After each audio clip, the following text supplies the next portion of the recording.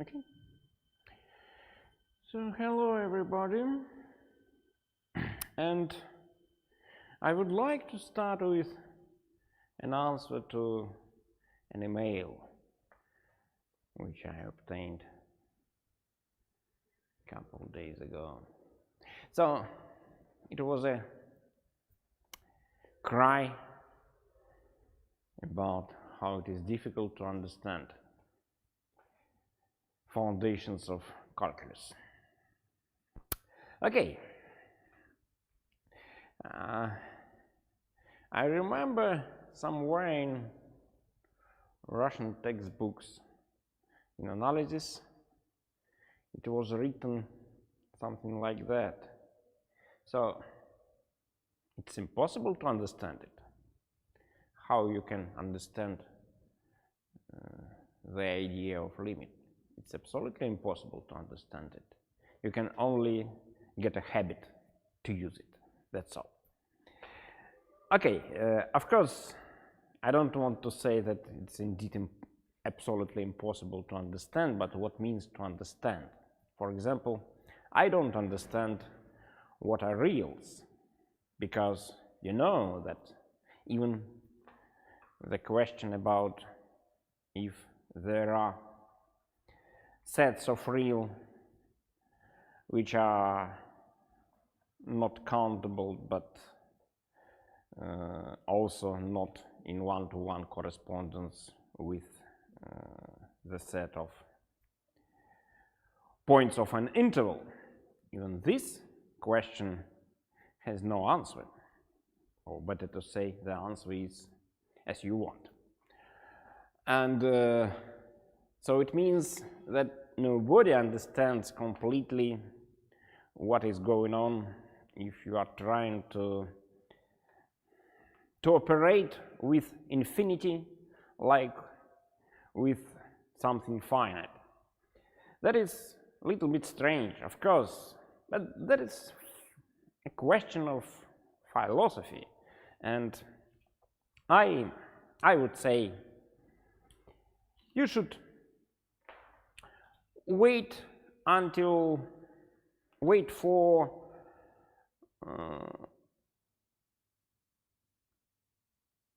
how to say, once you start to solve easy exercises just to compute limits of sequences, of later limits of functions, and after more and more experience, this kind of understanding will come.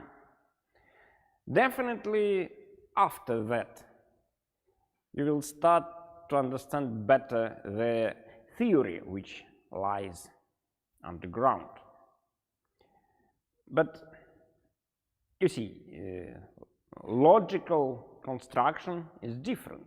So we start with foundations, and they are more difficult than, more complicated than computation of limits with the help of rules.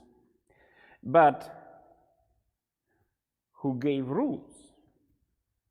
And you see, just today we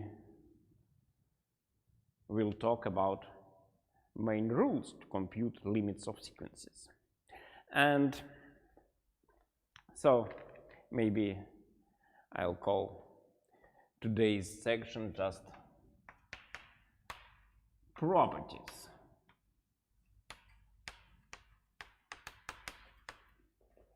of the limit of a sequence.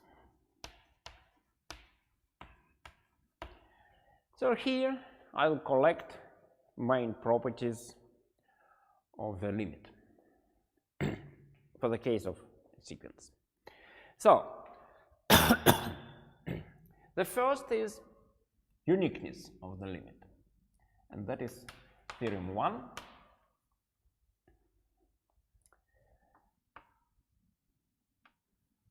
The limit of a sequence is unique if exists.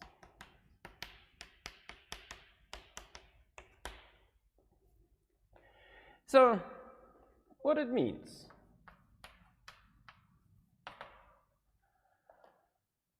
The proof.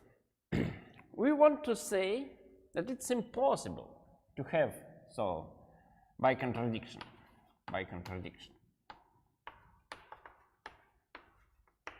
What is contradiction here? There exists a sequence, there is a sequence of reals, it is written here, such that there are two limits. Limits are, let's say, L capital and M capital. And we suppose L not equals to M. That is non-uniqueness. So we suppose non-uniqueness. There are two limits simultaneously for one sequence. And we want to prove that it's impossible. So without loss of generality,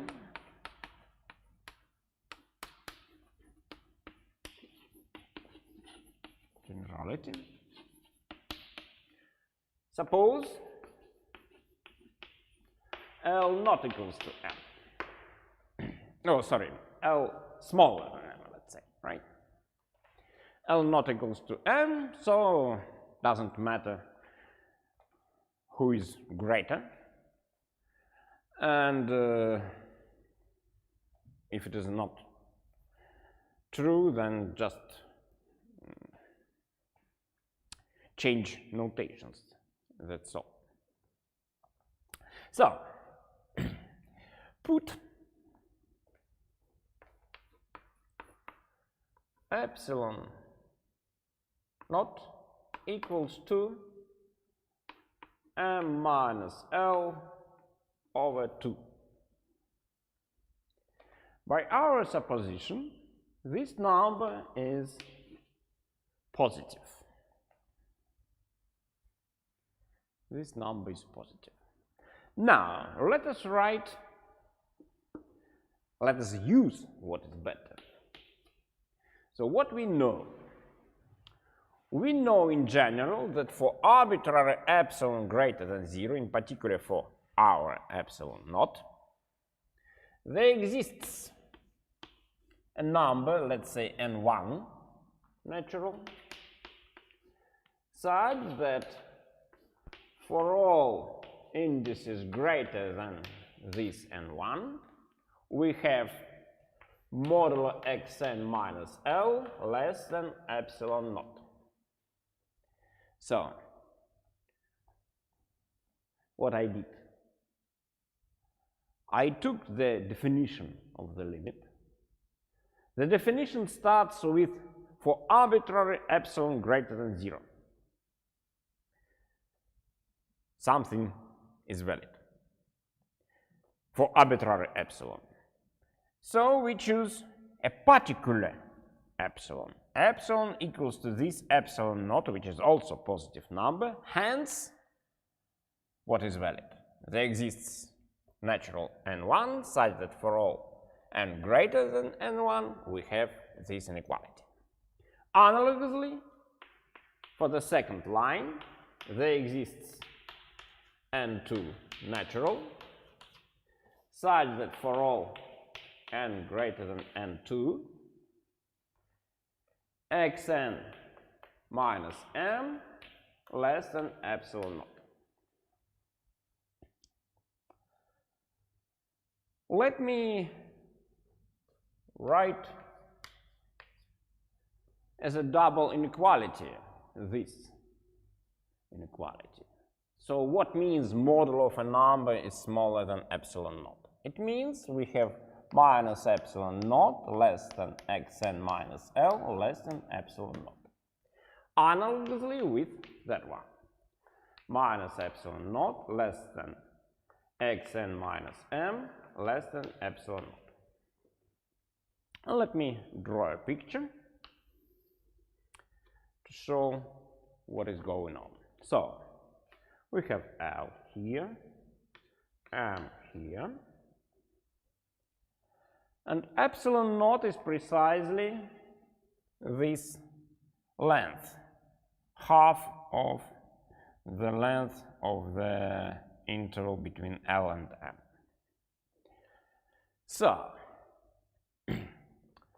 the first inequality says in particular that xn is smaller than L plus epsilon naught. The second inequality implies that xn, here I would use only the left hand side. Xn is greater than m minus epsilon naught.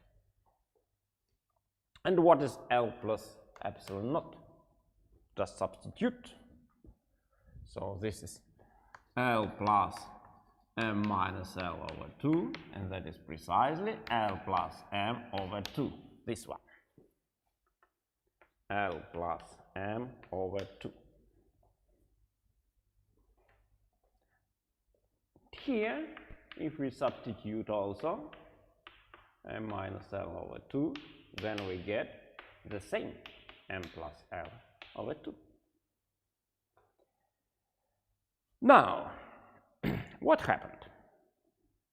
We have that for all n greater than maximum of n1 and n2, of course we have a lot of such natural numbers, and what we have, look, we have simultaneously both inequalities. Why? Because if n is greater than maximum of n1 and n2, then automatically n is greater than n1 and n is greater than n2. Hence both inequalities are valid, hence the last inequalities are valid as well. So then what it means? Look. Simultaneously, let me write them down. M plus L over 2 less than xn less than L plus m over 2. I wrote both inequalities simultaneously. And that's impossible, right? M plus L over 2 is smaller than L plus m over 2. So what happens? Look, the first inequality, which follows from the limit equals to L, we have that all members of our sequence are placed closer to L than epsilon naught. So they are somewhere here. All of them starting from n1. The second line says analogous thing. So this is the first. Says this picture, and second says that picture. So here in this left interval we have all members of our sequence starting from n1, and in the second interval we have all members of our sequence starting from n2. And that is a contradiction for all n greater than maximum of n1 and n2, because then both intervals should contain the same number, and it's impossible because the intervals are disjoint, they don't intersect. So we have a contradiction. That's all. That is uniqueness. Okay. Now, I want to give several questions, several properties related to inequalities. So the first one would be theorem 2.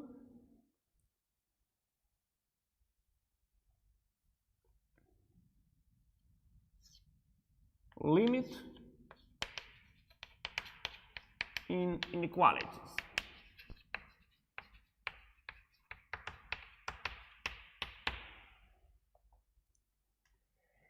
If for all natural n we have xn less or equal than yn, and they exist limits, let's say L equals to limit of xn, m equals to limit of yn. Then L less or equal than m. Proof.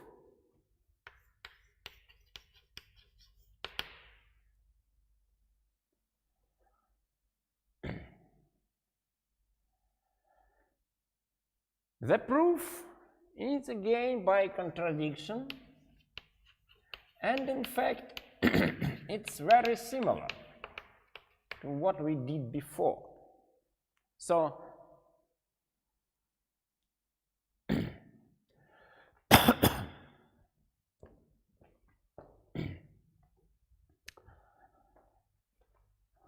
in fact, how we may proceed?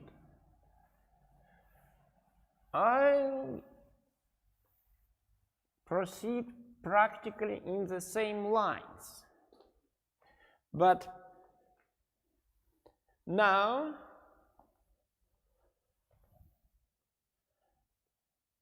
it will be slightly different here, right? We have now yn, not xn.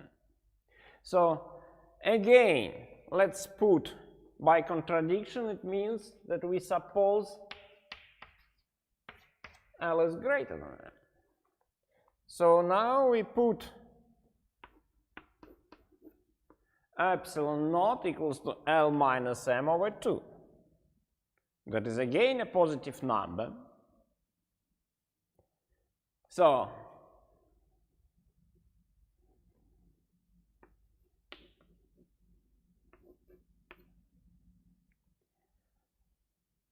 then, you see, I may repeat. So now it will be 3 and 4. Okay, maybe 1 I will not change, then it will be 3. So we have again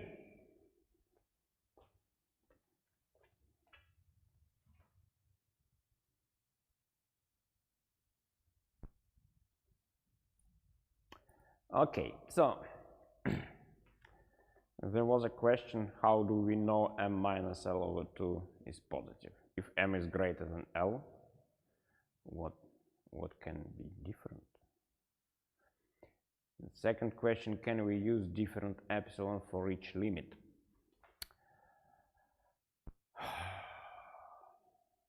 In principle, of course, you can, but why we should do it?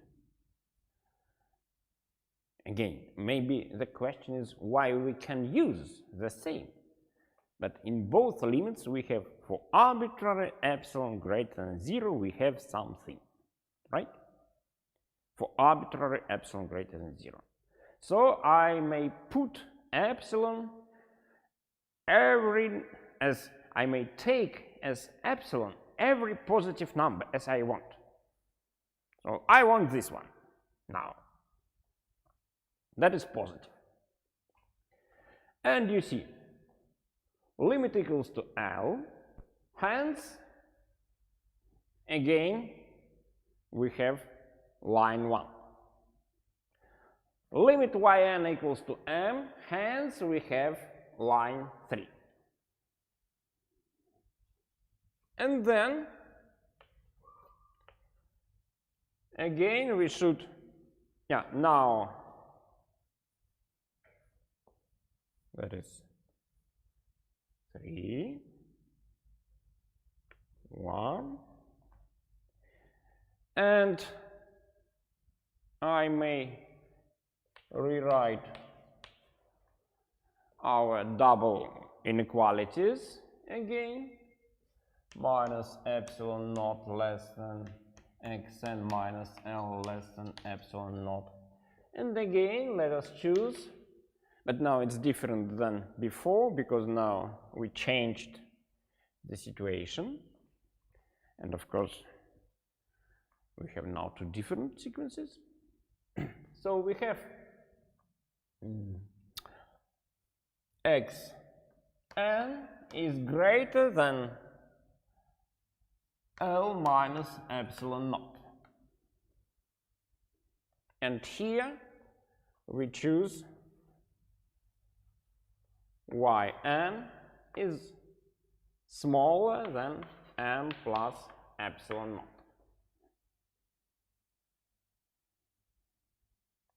Again, if we substitute, we have again L plus m over 2, and here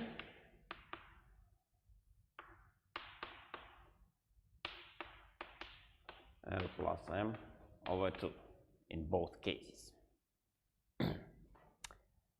And now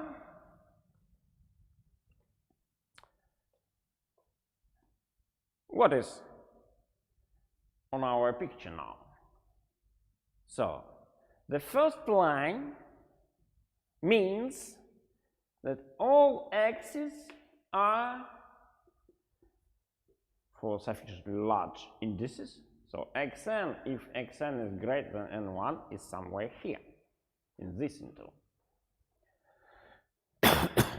And the line 3 says that for all n greater than n2, yn is somewhere in the left interval. So here is xn, there yn.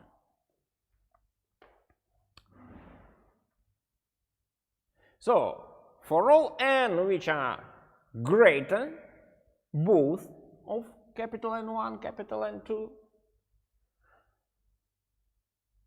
both lines are satisfied. Hence, what we obtain? Look. Again, I write similar chain of inequalities. Yn is smaller than L plus m over 2, smaller than xn. Look, what is it? Yn smaller than xn for all n greater than maximum of n1 and 2. And that is contradiction, because we supposed that xn is less or equal than 1n for all n. So the theorem is proved. Moreover, in fact, let me write it as remark.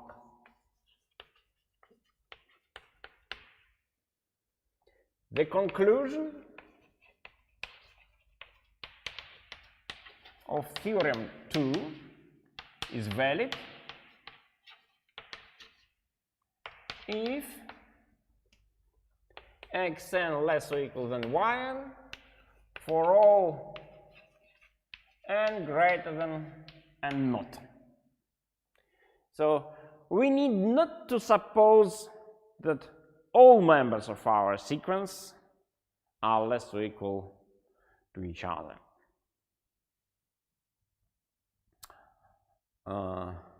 Why?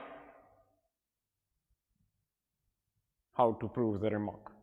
In fact, the only thing which we'll need to change is to put here also n not. That's all. For all n greater than maximum of n1, n2, n not, we have a contradiction then. Yn is less than xn, what contradicts to this inequality. So, that was in fact remark 1. And remark 2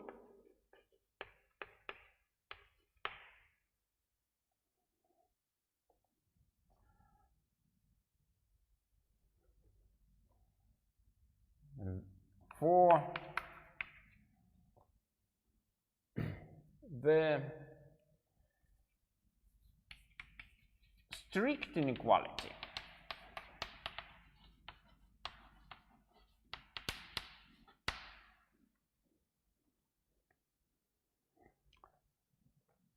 Xn less than Yn.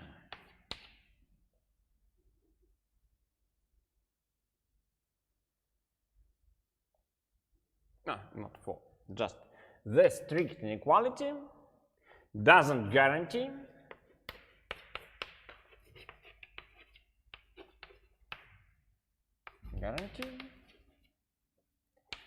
the strict inequality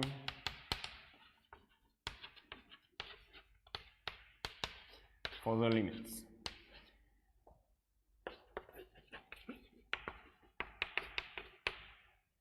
That is clear from such a simple example. So, example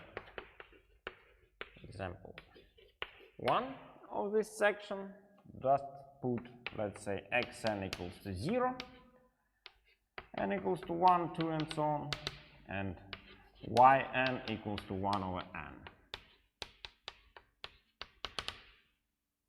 So you see, xn is strictly less than yn, but for all n limit of xn and limit of yn are the same.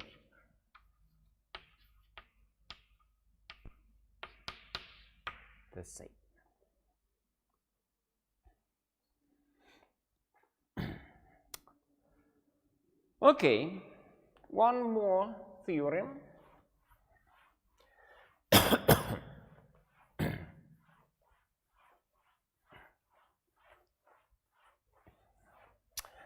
Is some kind of inverse assertion. So,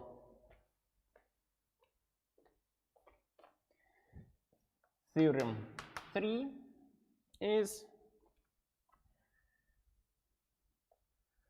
inverse to theorem 2. So, let me call it as limits and inequalities.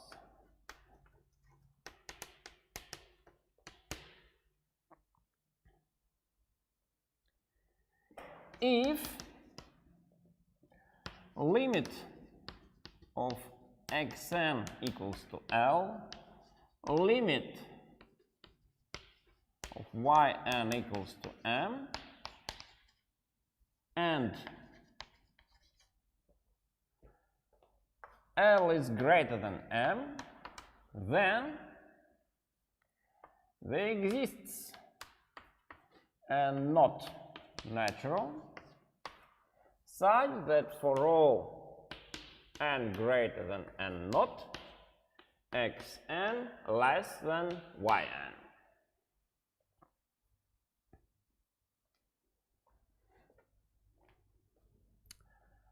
So, you see, this is in some sense an inverse assertion, but now it is with strict inequality. So you see, in one side, from xn less or equal than yn, it follows L less or equal than m. Non-strict inequalities. The strict inequality doesn't imply the strict inequality for the limits. But inverse assertion is valid just for strict inequalities. So if we have a strict inequalities for the limits, then we have strict inequalities for the members of that same sequences. So proof.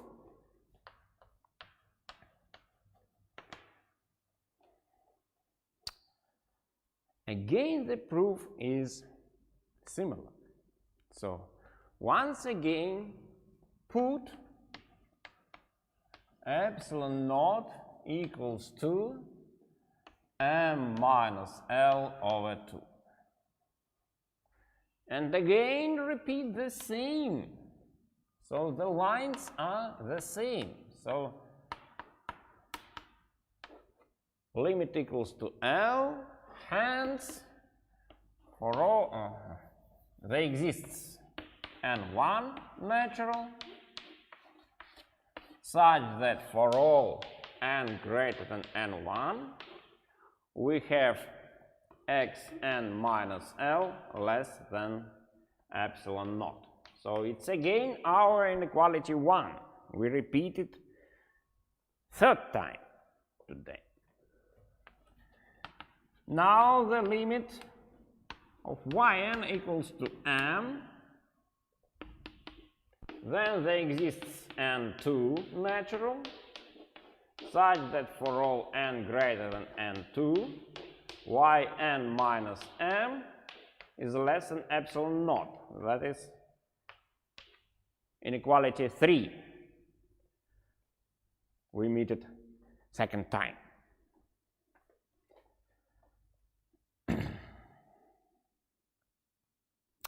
Okay? And the picture is the same. And the conclusion is similar. So we have L smaller than m. So that is L plus m over 2.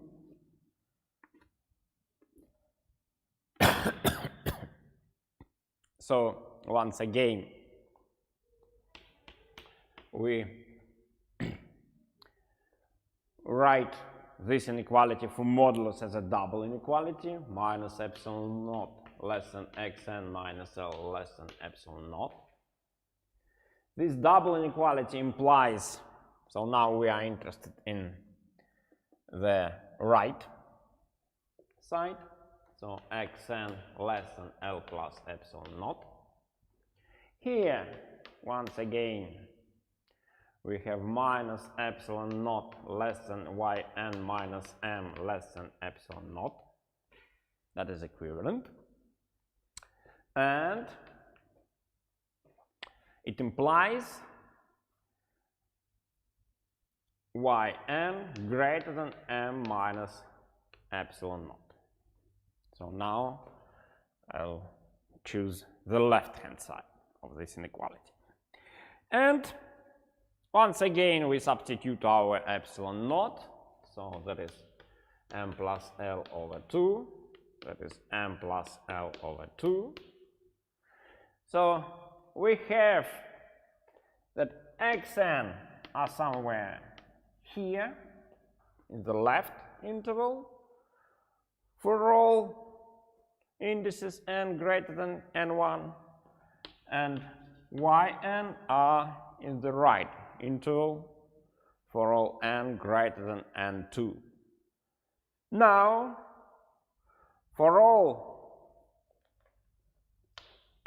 n greater than maximum of n1 and n2, we have both inequalities 1 and 3, and hence I may write chain m plus L over 2 less than yn. So we may put by definition n not equals to this, that is by definition, by definition. And then that is precisely what we wanted to prove. We have found a natural number and not, it is indicated explicitly. Of course, explicitly if we know n1 and n2. Such that for all n greater than n naught, we have this inequality xn less than yn. Forget about the middle part. So, once again, let me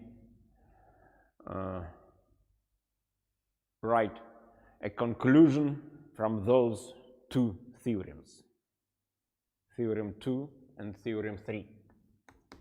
Theorem 2, 3, and remark 1, right? Remark 1, okay, and 2 also. Look what we have. For all n greater than n naught, xn less than yn, what follows? L less or equal than m. We cannot deduce strict inequalities. Follow. For all n greater than n naught, xn less or equal yn, it follows L less or equal than m. So we cannot deduce strict inequality from an inequality for members of the sequence. Conversely, if L less than m, then for all n greater than n naught, xn less than yn. Definitely, that is conclusion of our theorem. Definitely, nothing follows about an inequality between members of sequence, right? That is not true. That is not true. Not true. So, you see, just this one. That's all what we can deduce from what we can conclude about the relation between inequalities for members of sequences and for their limits. So that is the relation. It looks like this. Nothing else. I mean, of course, you can write analogous things for greater or equal. That's not important. Okay. Next is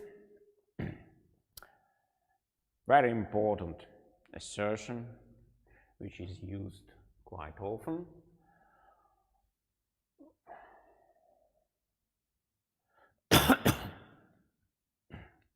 Okay.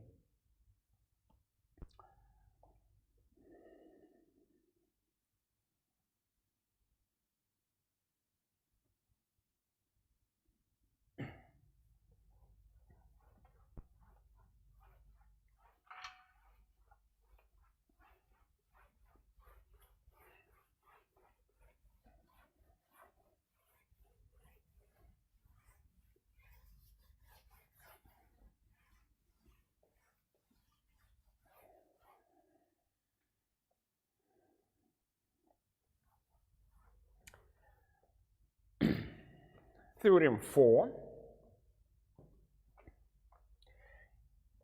has many different names. It's theorem about two policemen, or squeeze theorem, or sandwich theorem. So I'll use this one, two policemen. Two policemen theorem.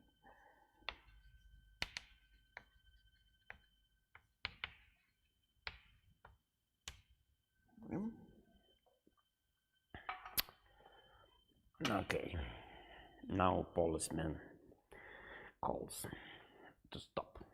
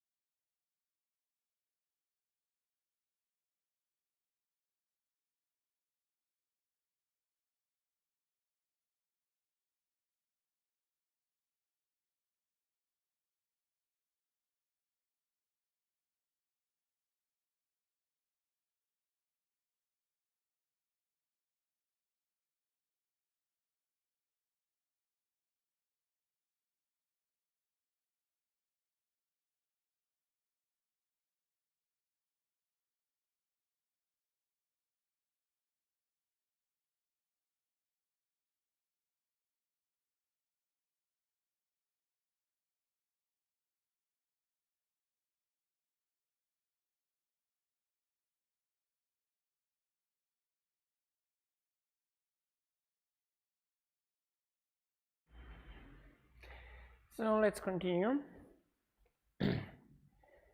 What is about this theorem? If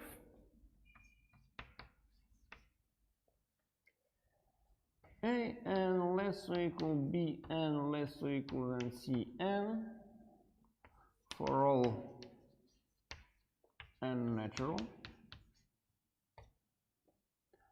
limit of an and limit of cn exist and equal to the same number L, then there exists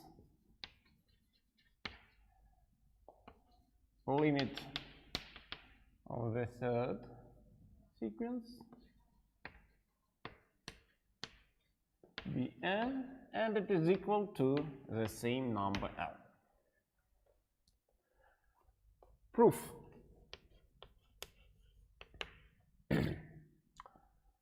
Let me write down what are definitions.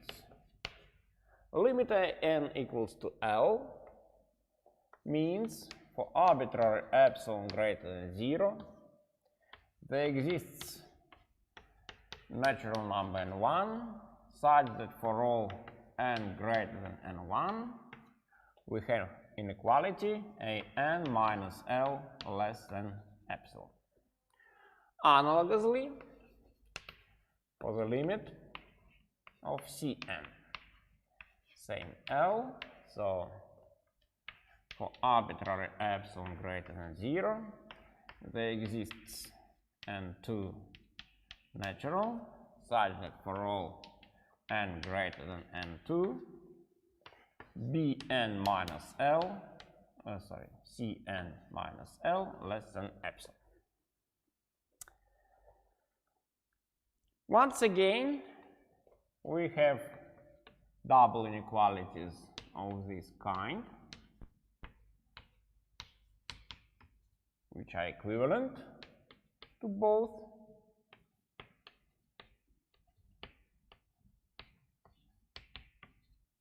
L minus epsilon less than an less than L plus epsilon, L minus epsilon less than Cn less than L plus epsilon. And now what we have for arbitrary epsilon greater than 0, we have arbitrary epsilon greater than 0, then we can choose n1 and n2. So put n equals to maximum of n1 and n2, that is definitely a natural number. Then for all n greater than this n, capital N, we have simultaneously both lines, and let me write such a chain. So L minus epsilon less than, by the first line, less than an. An is less or equal than Bn. Bn less or equal than Cn. And Cn is smaller than L plus epsilon. And I am interested in what I am interested. So let me rewrite it. So for arbitrary epsilon, there exists n natural here, right? Such that for all n greater than n, I'll choose those parts of our inequality. L minus epsilon less Bn less L plus epsilon. So this inequality follows from the previous one. And that is precisely Bn minus L less than epsilon. And altogether, this line is equivalent that limit as n tends to infinity of Bn equals to L. That is precisely what we wanted to prove. And that's all. Why it is called two policemen theorem? Because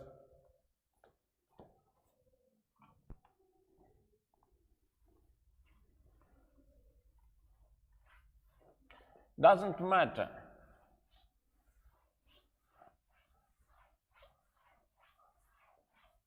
where a guy wants to go. If this guy, I mean the guy is Bn, right? So the guy is Bn, and it is between two policemen, An and Cn, and both policemen have the same goal, L, then doesn't matter what the guy wants, his goal will be the same. So the destination will be the same. If the limiting place for both policemen is the same. That is why it is called two policemen theorem. Of course, it's a little bit, how to say, not so natural, because we are talking only about the travel along a line. We cannot move to the plane.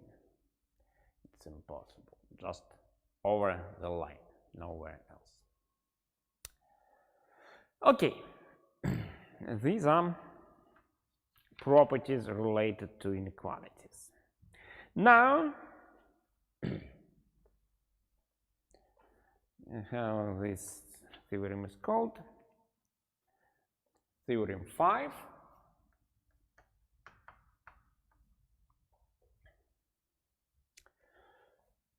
Limits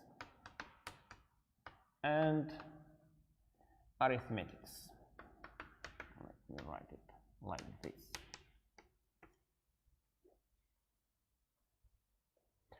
So, if limit of An equals to, let's say, A, or limit of Bn equals to B in the reals, then first limit of the sequence An plus Bn exists and equal to A plus B. So the limit exists and is equal to. So the same sentence should be placed for every limit in the list. So limit of the difference also exists and equals to A minus B. The limit of the product exists and equals to A times B. The last, if Bn not equals to 0 for all natural n, and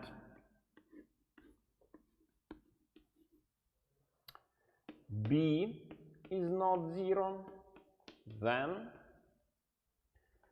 the limit of the sequence an over bn equals to capital A over capital B.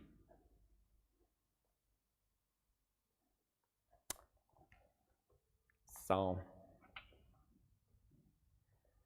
the proof.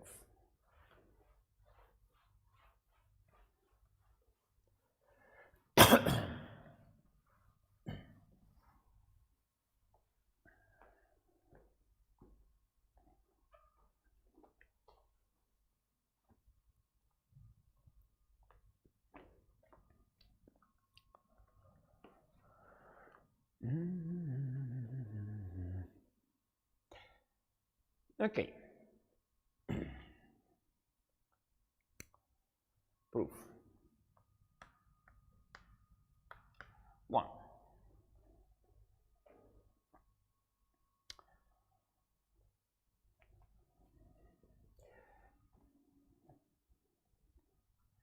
So take arbitrary epsilon greater than 0. Take arbitrary epsilon greater than 0.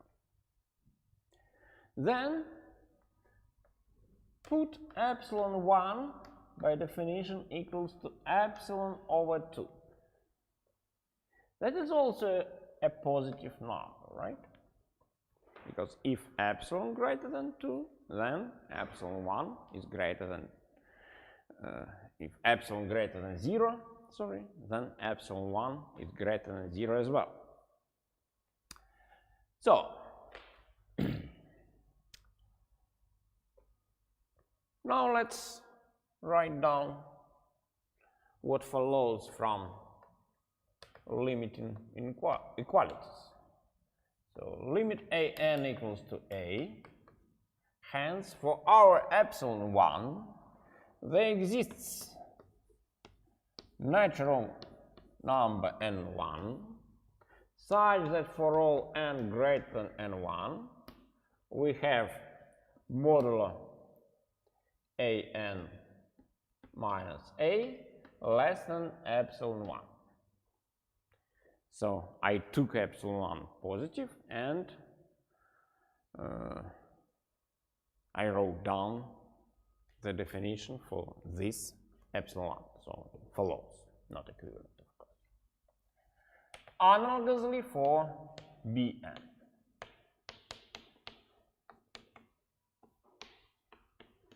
There exist two natural such that for all n greater than n2 we have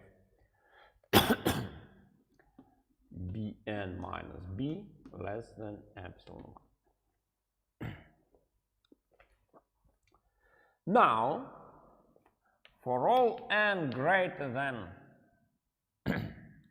maximum of n1 and n2,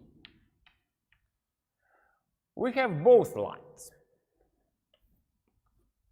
Both lines are valid, and I can write the following chain of inequalities.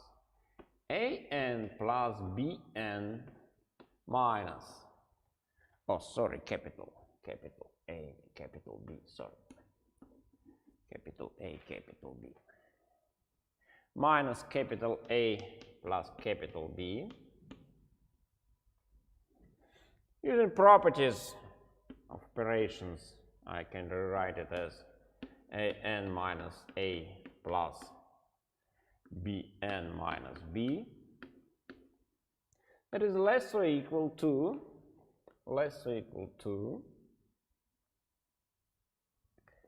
the sum of modulus by the triangle inequality, modulo of sum less or equal than sum of modulus, and each term is less than epsilon 1. And what is it? Epsilon 1 plus epsilon 1, that is precisely epsilon. So, what is it? let me write down the conclusion. So for arbitrary epsilon greater than 0, right, we have found n, that is, let it be n, so there exists capital N, natural, such that for all n greater this capital N, we have modulo an plus bn minus a plus b is less than epsilon. And that is precisely the writing for this limit. So the first assertion is proved. The second assertion has practically the same proof. So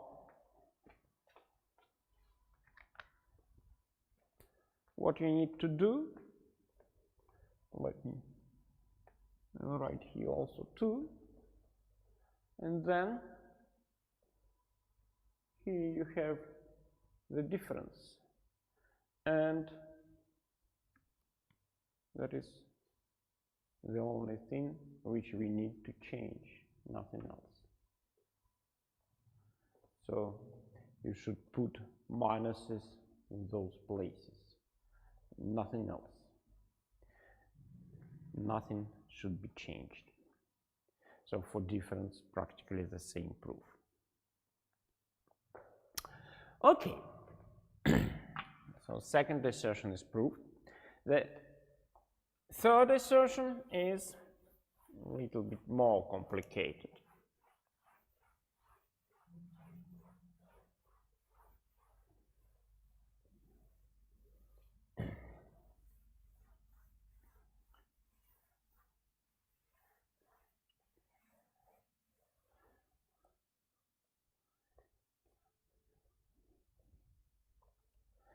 So, third assertion.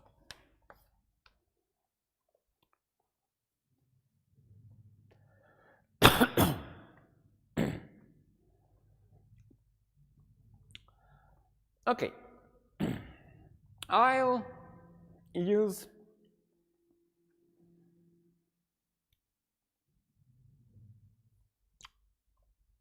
the property which we proved during the last lecture. So,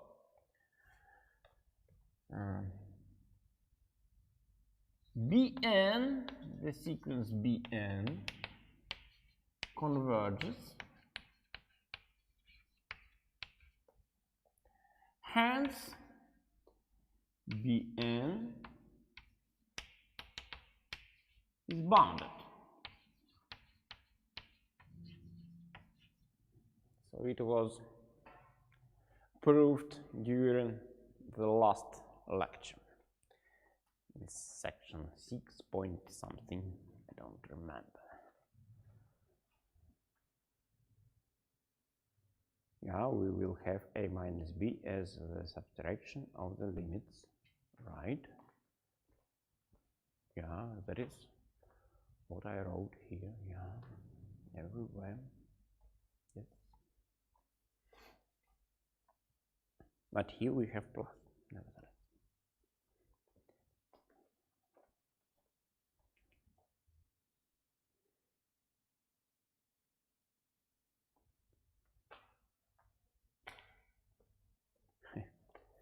I see. Look, once again, the question is about the difference of limits, right? Look here. For difference of limits, an minus bn minus a minus b. That is what I should estimate. An minus bn in brackets minus a minus b in brackets. That is written here. Yeah? Nothing else. Yeah, for the second assertion, yeah. So we need to estimate the difference. an minus bn minus a minus b. An minus bn minus a minus b. That is written here, right? So it is equal to an minus a minus bn minus b.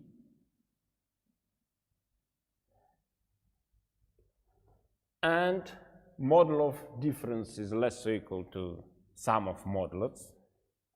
Once again, we have epsilon 1 plus epsilon 1.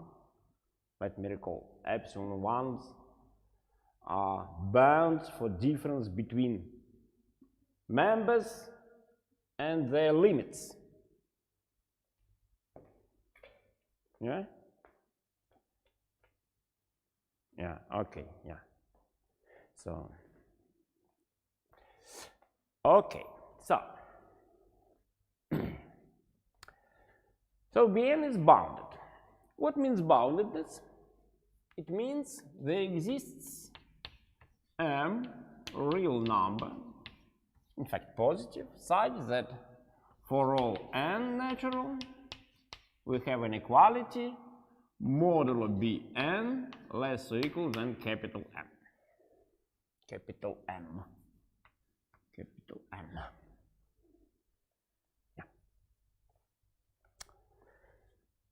Yeah. Now, of course, I could proceed just as it should be from the definitions, right? So, limit as n tends to infinity an equals to a, hence what we have, there exists n1 natural such that for all n greater than n1 we have an equality an minus a less than. Now, okay, I'll write here epsilon 2, and you see that I didn't choose epsilon 2 yet. So we can write it for arbitrary positive number epsilon 2. I'll choose it a little bit later. Similar for the limit of Bn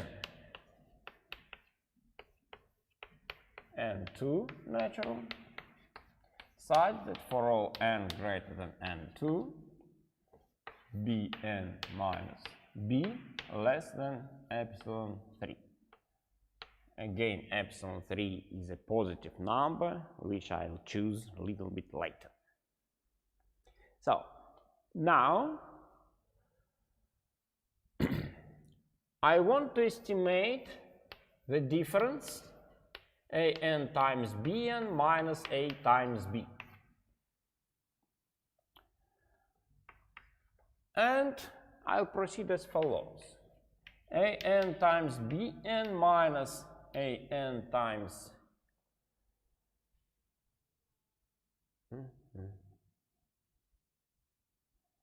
just a minute. I bounded bn, so an times b. Yeah, I need to subtract a times bn plus a times bn minus a times b. So I added and subtracted the same number. Add and subtract. Nothing else. Now, what is it? Let me write it like that. Bn times an minus a plus a times bn minus b. That is less or equal than modulo bn times modulo an minus a plus modulo a times modulo bn minus b. And now let us use all inequalities which were written before, and of course for that reason we need to suppose that n small is arbitrary greater than maximum of n1 and n2. What we can write? Less than, so bn less or equal than capital M, okay, less or equal, M times epsilon 2,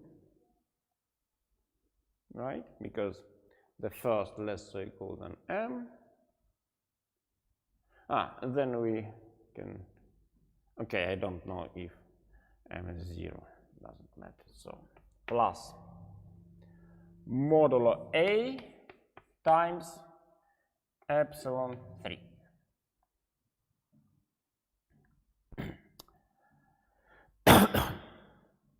And I want it to be smaller than epsilon.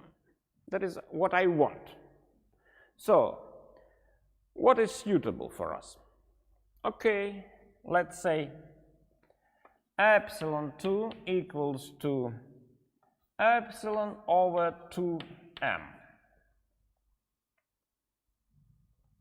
If m is greater than 0, right?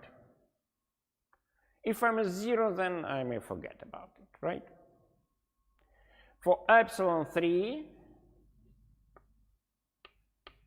put epsilon over 2 modulo A if modulo A greater than 0.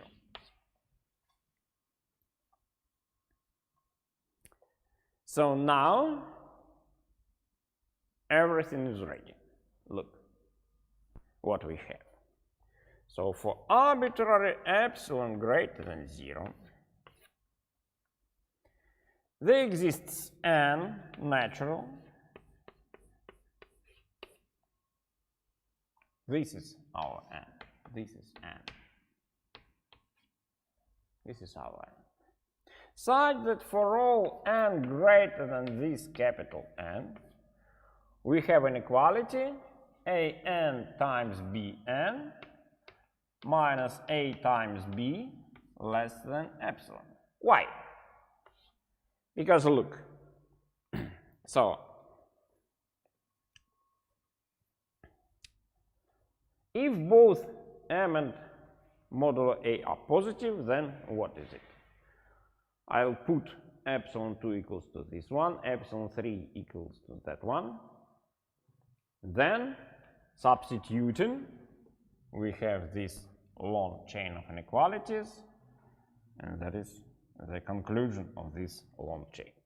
If one of them is 0, let's say m is 0, then first term is absent, and it's sufficient to use the second one.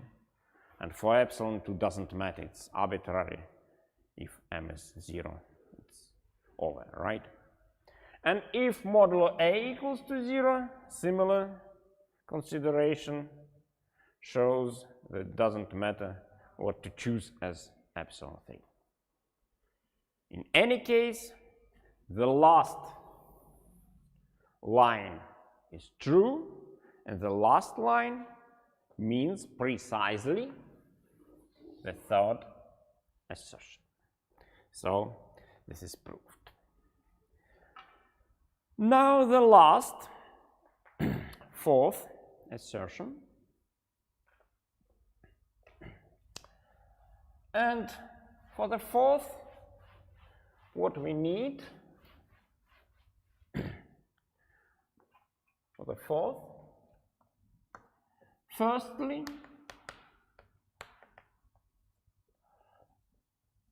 prove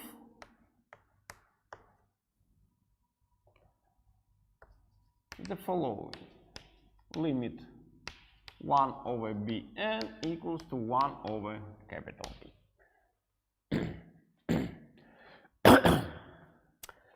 And for that reason, we'll choose Theorem 3. And let me write two cases. So, okay, let me write like that, right?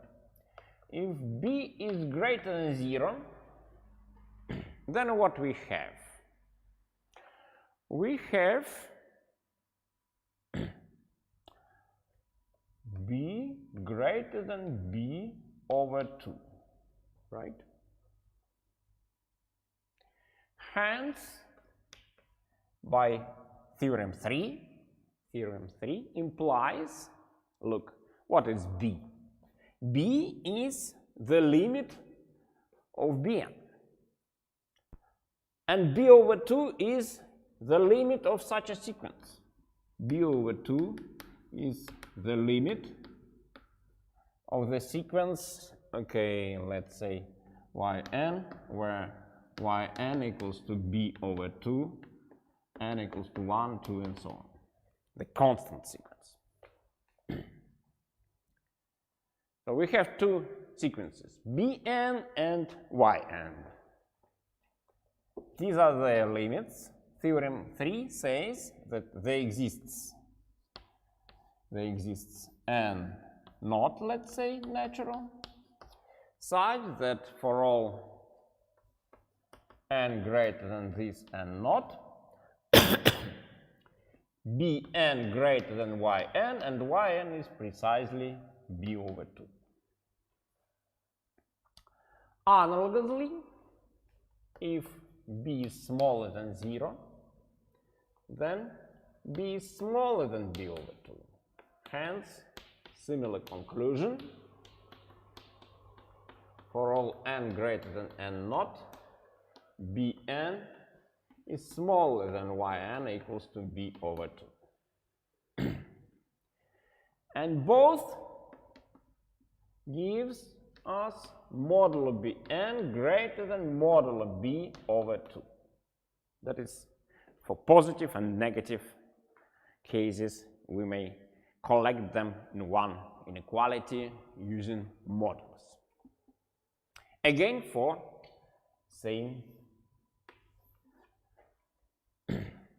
the same choice of small n. Okay, now I want to estimate the difference 1 over bn. Let me start with like that, right? So limit as n tends to infinity bn equals to b. Hence, there exists n3, let's say, natural, such that for all n greater than n3, we have modulo bn minus b less than epsilon 3, let's say. No, epsilon 3 we had, so epsilon 4.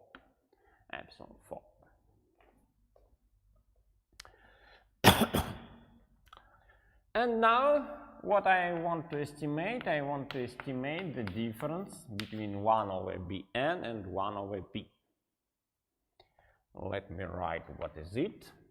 That is b minus bn over b times bn. And for all n greater than capital N naught, we have modulo bn greater than modulo b over 2.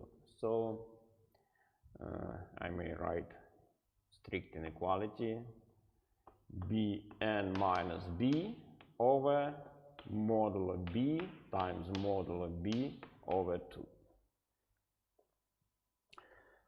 And that is less than, so 2 over b squared epsilon 4. That is valid for all n greater than maximum of n naught and n3, or maybe n4, let's say, right? Which, okay, doesn't matter, n3. let it be n3, n3. Right? And now it's clear what we should choose as epsilon 4. So if I'll choose epsilon 4 equals to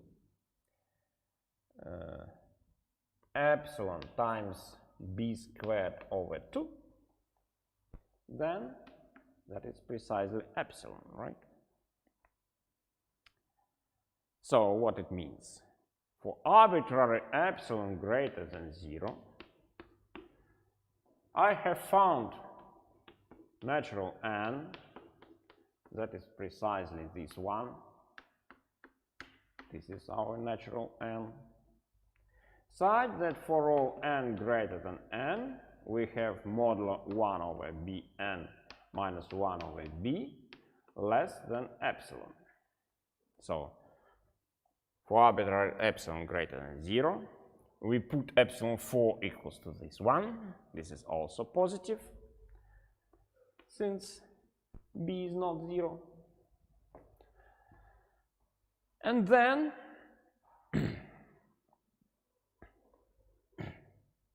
for such epsilon 4 we choose n3, hence we can put capital N equals to this one, and for all n greater than capital N we have our chain of inequalities, and this is the conclusion of that chain. So it means our claim is proved. The claim is proved, and now we can conclude the proof by simple observation that we apply part 3 for an times 1 over Vn, right? We have proved that the limit of 1 over Bn equals to 1 over B, hence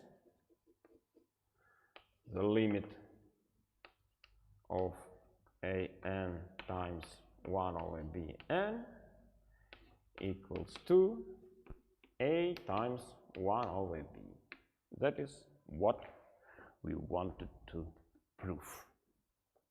And that's all for the proof.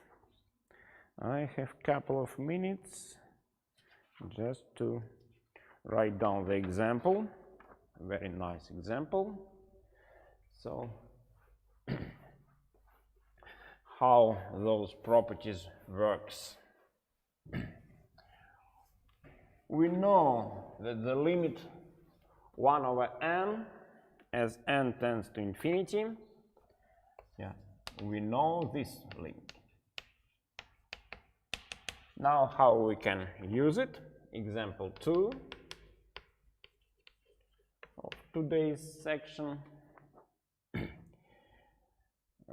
Find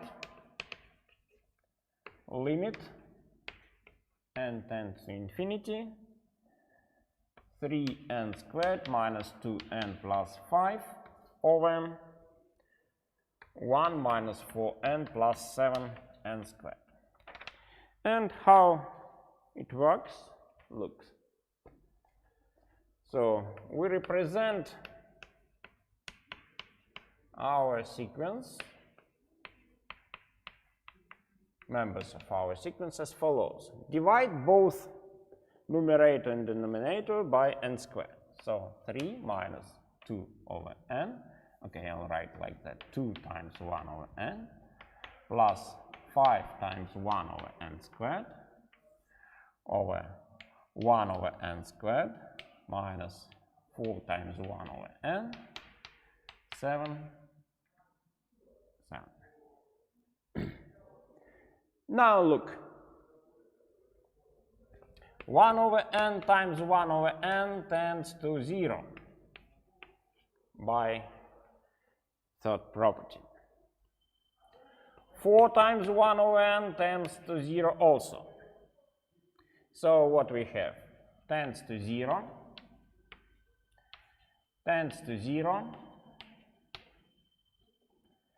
tends to 0, tends to 0. Now denominator tends to 7 by the first and second property. Numerator tends to 3, again by the same property. And the fraction tends to the ratio, 3/7. Hence, the answer is 3/7. That's it. Okay. Thanks for